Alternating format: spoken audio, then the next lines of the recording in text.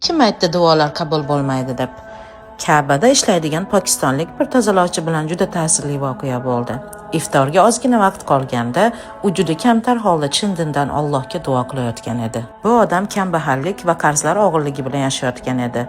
U qo'llarini ko'tarib yig'lab Allohdan qarzlardan qutulishni so'rayotgan edi. Aynan shu paytda Ka'badagi jonli kamera unga qaratildi. Bu holat jonli efirda ko'rsatildi va keyin ijtimoiy tarmoqlarda tez tarqalib ketdi.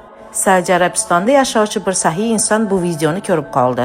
U bundan juda ta'sirlanib o'sha ishchini topdi va uning barcha qarzlarini to'lab berishni o'z zimmasiga oldi. Keyin undan o'sha paytda qaysi duoni o'qiyotganini so'rashdi. U shunday dedi: "Men Rasululloh sallallohu alayhi vasallam bir safar uylarga mehmon kelganida o'qigan duoni o'qiyotgan edim." Voqea shunday bo'lgan. Bir kuni Rasulullohning uylariga mehmon keladi. U zot ayollaridan uyda ovqat bormi yo'qmi deb so'rash uchun odam yuboradilar.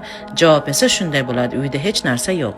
Shunda Rasululloh sallallohu alayhi vasallam quyidagi duoni o'qiydilar: Allohumma inni as'aluka min fadlika va rahmatika fa innahu la yamlikuha illa anta. Ma'nosi: ey Alloh, sendan fazlingni va rahmatingni so'rayman, chunki buni sendan boshqa hech kim bera olmaydi. Rivoyat qilinishicha, bu duodan ko'p o'tmay Rasululloh sallallohu alayhi vasallamga sovg'a sifatida qovurilgan echki yuborilgan. Ulamolar aytishicha, bu duoni qiyinchilik paytida, qarz yoki muhtojlik bo'lganda o'qish juda barakali hisoblanadi. Agar inson Allohga chin dildan tavakkul qilib, samimiy duo qilsa, Alloh unga hech o'ylamagan joydan yordam beradi.